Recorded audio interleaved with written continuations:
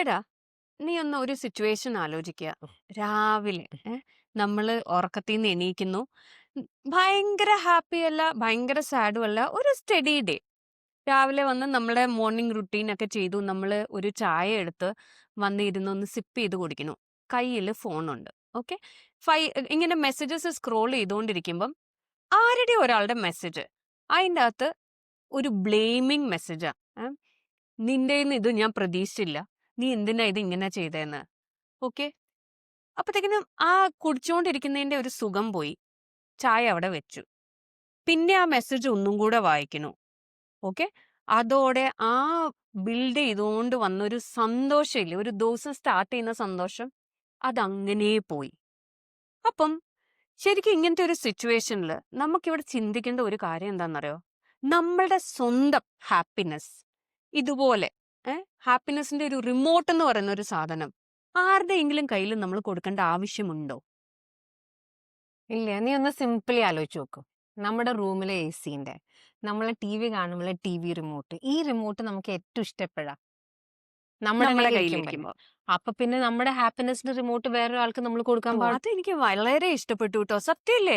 നമ്മൾ എന്തിനാ നമ്മുടെ സ്വന്തം ഹാപ്പിനെസിന്റെ റിമോട്ട്, നമ്മൾ ടി വിയിൽ ഒരു ചാനൽ മാറ്റാൻ നമുക്ക് ഇഷ്ടമല്ല, നമുക്ക് കാണുന്നതാണ് നമുക്ക് ഇഷ്ടം, നമുക്ക് ഇഷ്ടമുള്ളത് കാണാനാണ് നമുക്ക് താല്പര്യം. അപ്പൊ നമ്മൾ എന്തിനാ നമ്മളുടെ ജീവിതത്തിന്റെ ഒരു ഹാപ്പിനെസിന്റെ റിമോട്ട് വേറെ ഉള്ളവരുടെ കയ്യിൽ കൊടുക്കണേ? അല്ലേ? Very true. ഉം. ഇതെന്താ അറിയോ, എനിക്ക് തോന്നുന്നത് ഈ മൂഡ് ഓഫ് പെട്ടെന്ന് കാണുമ്പോൾ മൂഡ് ഓഫ് ആവുന്ന കാരണം മേ ബി അവർക്ക് തോന്നുകയാണ് ആ ബ്ലെയിം ചെയ്തപ്പം. ഒരു അൺഫെയർ കമന്റ് അല്ലേ അത്.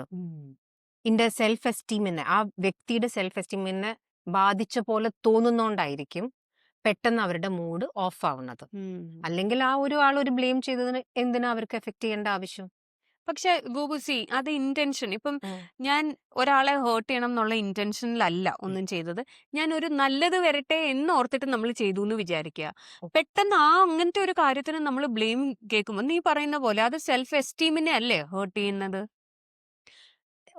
വേറൊരു സിമ്പിൾ എക്സാമ്പിൾ പറയട്ടെ. നമ്മളിപ്പോ ഒരു കടയിൽ പോയി വെച്ചോളൂ, രണ്ടാള് നമുക്കൊരു സാധനം വാങ്ങാൻ വേണ്ടി പോയി. ഒരു സാധനം എടുത്ത് പുറത്തേക്ക് വെച്ചു. ഓക്കെ. അത് രസമുണ്ടോ, ഇഷ്ടായോ ഇല്ലേ, അല്ലെങ്കിൽ ക്വാളിറ്റി പോരാ, കളറ് പോരാന്ന് ആ കൂടെ വന്ന ആള് കമന്റ് ചെയ്താൽ നമുക്ക് ഹേർട്ട് ആവോ? ഇല്ലയോ? ഇല്ല. കാരണം എന്താ, നമ്മൾ അതൊരു മൂന്നാമത്തെ ഒരു ഇറ്റ്സ് നോട്ട് മീ, ഏതോ ഒരു സാധനത്തിനെ പറ്റി അവര് പറയുന്നത്, അത് അവരുടെ വ്യൂ പോയിന്റാ പറയുന്നത്. അങ്ങനെ വെച്ചാൽ നമുക്ക് ഹേർട്ട് ആവില്ല. വേറെ നമ്മളെ പറയുന്നു, അവനവന്റെ മേലെ തട്ടുന്നു തോന്നുമ്പോഴല്ലേ ഫീലിംഗ് വരുന്നത്. അത് ശരിയാട്ടോ. അത് അത് നമ്മൾ ഇടുമ്പം, ഇപ്പൊ ഒരു ഡ്രസ്സ് ആണെങ്കിൽ കൂടി, നമ്മൾ ശരിക്കും ആക്ച്വലി ബാക്കിയുള്ള ഒരാള് എന്ത് പറഞ്ഞാലും എനിക്കിപ്പോ ആ ഡ്രസ്സ് ഭയങ്കര ഇഷ്ടപ്പെട്ടെങ്കിൽ ഞാൻ അത് മേടിക്കുക തന്നെ ചെയ്യും. അവിടെ നമ്മൾ വേറെ ഒരാളുടെ ഒപ്പീനിയൻ എടുക്കുന്നില്ലെങ്കിൽ പിന്നെ എന്തിനാ അല്ലെ നമ്മളെ ബ്ലെയിം ചെയ്യുമ്പോൾ നമ്മൾ അവരുടെ ആ വാക്കുകൾ കേൾക്കുന്നത്? Very true. അത് ചിന്തിക്കേണ്ട ഒരു കാര്യമാണ്. അപ്പൊ അങ്ങനെ ആലോചിച്ച് പോയാല് ആ വേറെ മൂന്നാമത് തേർഡ് പേഴ്സൺ ആരായാലും ശരി, അവര് നമ്മളോട് എന്ത് പറഞ്ഞാലും കഴിയുന്നിടത്തോളം മീൻ ഒരു മിനിറ്റിലേക്ക് നീ പറഞ്ഞ പോലെ റിമോട്ട് അവരുടെ അടുത്തായി പോട്ടോ കേട്ട ഉടനെ. പക്ഷെ അതെനിക്കൊന്ന് ക്വിക്ലി നമുക്ക് തിരിച്ചു വാങ്ങാൻ പറ്റും. പക്ഷെ അപ്പൊ ഞാനൊരു കാര്യം ചോദിക്കട്ടെ, ഇപ്പൊ ഇത് ഒരു സമയത്ത് നമ്മളിങ്ങനെ നമ്മുടെ ഹാപ്പിനെസ് പെട്ടെന്ന് ഒരാളുടെ എന്തെങ്കിലും ജസ്റ്ററോ അല്ലെങ്കിൽ എന്തെങ്കിലും പറഞ്ഞതോ വെച്ചിട്ട്, ഒരു കമന്റ് പറഞ്ഞത് വെച്ചിട്ട് പോയി. അപ്പൊ നമ്മളിങ്ങനെ റിമോട്ട് ഒരു സെക്കൻഡിലേക്ക് കൊടുത്തു, തിരിച്ചു മേടിച്ചു.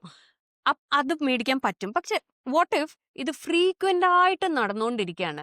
ചില റിലേഷൻഷിപ്പില്, ഫ്രണ്ട്സില്, അങ്ങനെയൊക്കെ കുറെ നടക്കുന്നുണ്ടല്ലോ. റിലേഷൻഷിപ്പ് എന്ന് പറഞ്ഞു കഴിഞ്ഞാൽ ഞാൻ ഹസ്ബൻഡ് എന്ന് മാത്രമല്ല കേട്ടോ, സ്പൗസ്, ഏത് ഒരു പാർട്ട്ണർ ആണെങ്കിലും, അല്ലെങ്കിൽ ഇൻലോസ് ആവാം. അപ്പം ഇങ്ങനെ ഡെയിലി നമ്മൾ ഇങ്ങനെ ഗോ ത്രൂ ചെയ്യേണ്ടപ്പം നമുക്ക് എങ്ങനെ ഹാപ്പി ആയിട്ട് ഇരിക്കാൻ പറ്റും? ഇറ്റ്സ് നോട്ട് ഈസി അല്ലേ? റിമോട്ട് കൊടുക്കുക, ഹാപ്പിനെസിന്റെ റിമോട്ട് അങ്ങോട്ട് കൊടുക്കുക, തിരിച്ചു മേടിക്കുക, കൊടുക്കുക, തിരിച്ചു മേടിക്കുക. ആഫ്റ്റർ സം ടൈം നമ്മൾ എക്സോസ്റ്റഡ് ആവില്ലേ? കറക്റ്റ്. ഇത് പറഞ്ഞത് കറക്റ്റ് കേട്ടോ. അപ്പൊ അതൊരു കൊലീഗ് ആവട്ടെ, അല്ലെങ്കിൽ നീ പറഞ്ഞ പോലെ ഫാമിലി മെമ്പറോ നെയ്ബറോ ആരോ ആവട്ടെ.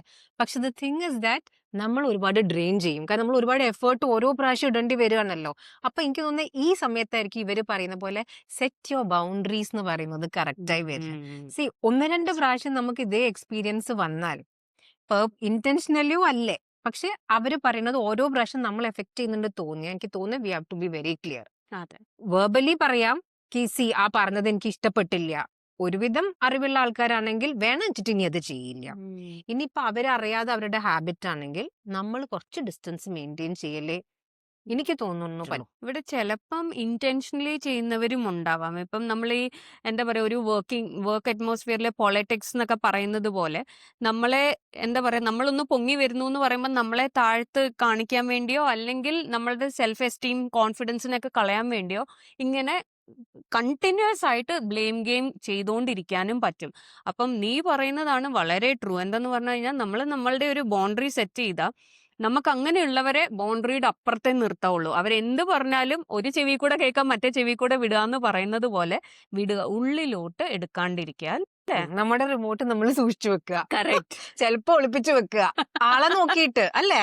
പുറത്ത് വെച്ചാൽ പോയി പോണ സാധനമാണെങ്കിൽ നമ്മൾ സൂക്ഷിച്ചണ്ടേ. വെരി ട്രൂ, വെരി നമ്മുടെ റിമോട്ട് നമ്മുടെ കയ്യിൽ ഇരിക്കുന്നത് ഒരു ഹാപ്പിനെസ് അല്ലേ, അതെ. അതൊരു ബ്ലെസ്സിങ്ങും അല്ലേ. അതെ. അപ്പൊ എന്തൊക്കെ വന്നാലും ശരി, നമ്മുടെ remote to happiness should always be with us.